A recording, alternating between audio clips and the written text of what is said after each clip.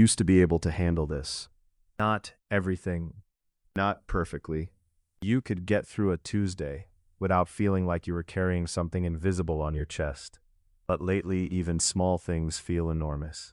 Single email sits in your drafts for 4 days. Laundry pile becomes a personal failure. Choosing what to eat for lunch feels like a decision that requires recovery time. You're not lazy. You are definitely not getting weaker. What you're feeling has a name. It has a history. And in the next 10 minutes, I'm going to show you exactly why your brain generates this weight.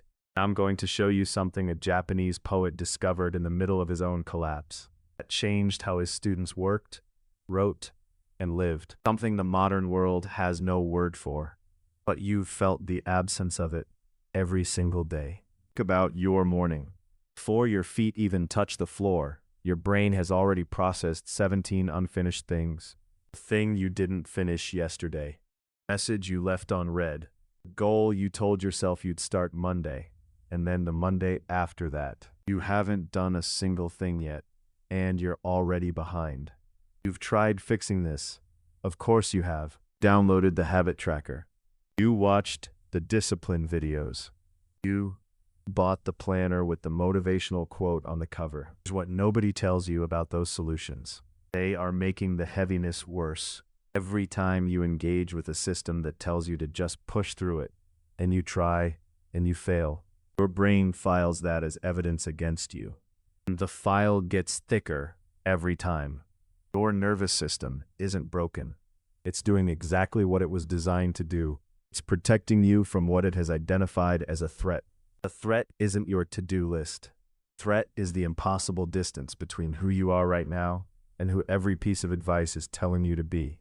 And here's what that distance does to you, quietly, over months. You remember being the person who got things done, who had a system, who could push through. That version of yourself doesn't feel far away, but they don't feel accessible either. And that gap, that specific gap, is exactly where the weight lives. People who understood that gap better than anyone in human history weren't living easy lives when they figured it out. They were living through war, famine, political collapse, societal upheaval that makes your Tuesday look like a spa day. And yet they described a state of being where even the heaviest work felt like water moving downhill. They had a word for it. The modern world doesn't. That gap, that missing word, is exactly why you feel the way you feel right now.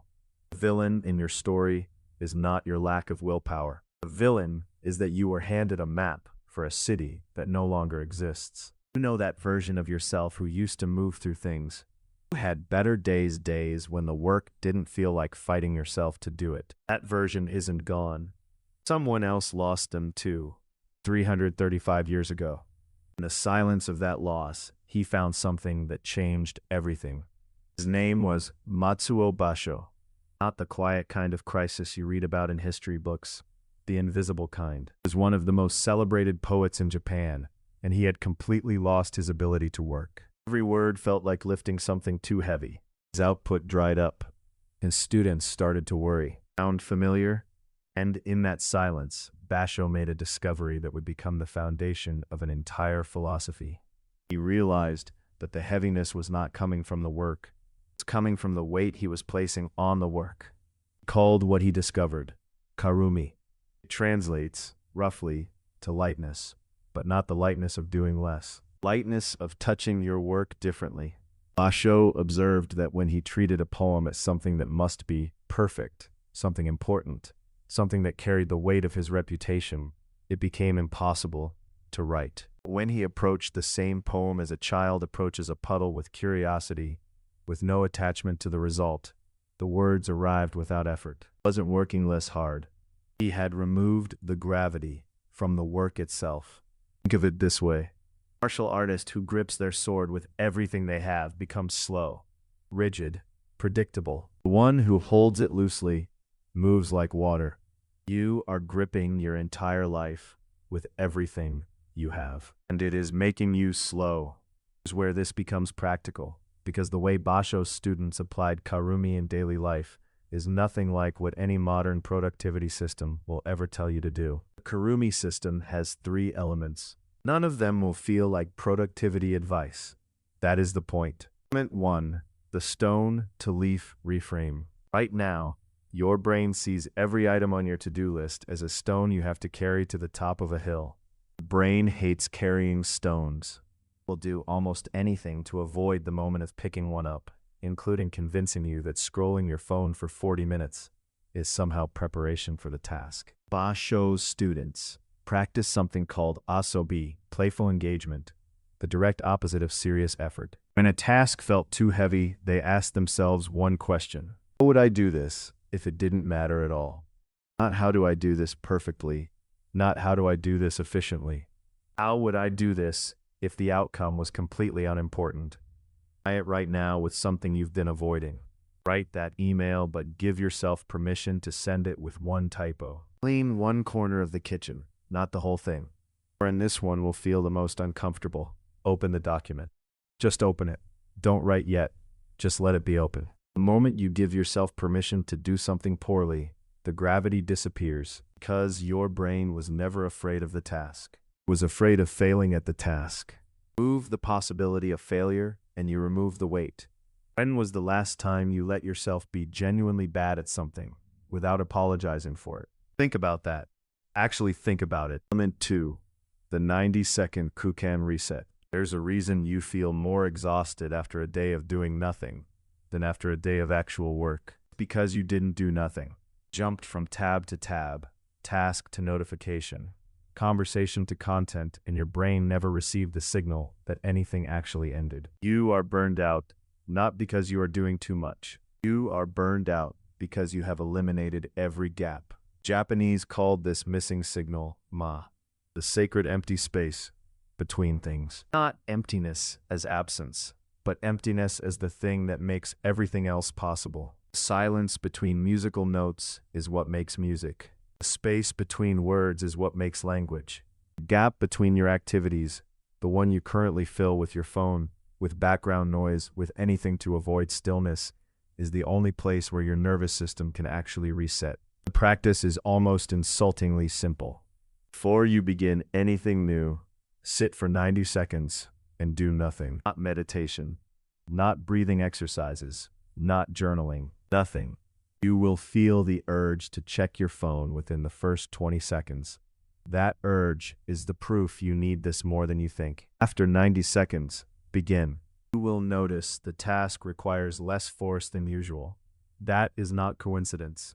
That is your nervous system operating from a reset state rather than a carried over one. Element 3. The small handle principle.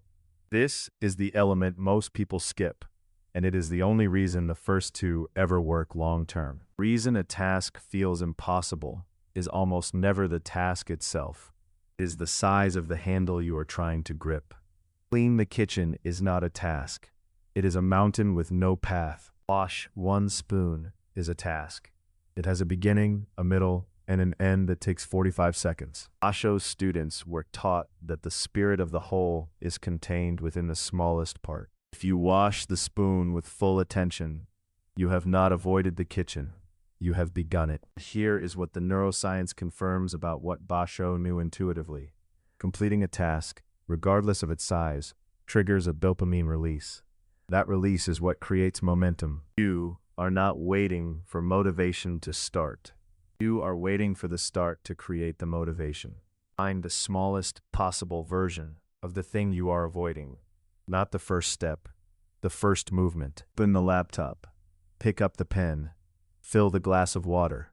Begin there, just there, nothing beyond there. Before you go back to everything waiting for you, I need you to understand something about the weight you walked in with.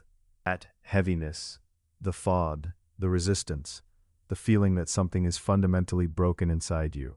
It was never a character flaw. It was a navigation error. You were given a map designed for a world that demanded constant output, constant performance, constant forward motion, and when your human nervous system couldn't sustain that, you interpreted the failure as yours. It was never yours. Bashō didn't discover Karumi because life got easier. He discovered it in the middle of collapse, when the weight was at its absolute heaviest. And what he found was not a way to carry more. He found a way to put the weight down without abandoning the work. You are not someone who cannot change. You are someone who has been gripping the sword too tightly for too long. Loosen the grip, not because the work matters less, but because loosening is what makes you fast enough to do it. Is the one stone you are going to turn into a leaf today? Put it in the comments. Not because I'm asking you to engage, but because naming it makes it real. Next question, the one this video didn't answer, is harder than anything we covered here. Not whether you can work more lightly. It's whether the life you're grinding toward is actually the one you chose, or just the one that was handed to you when you were young enough not to question it. That question lives in the next one.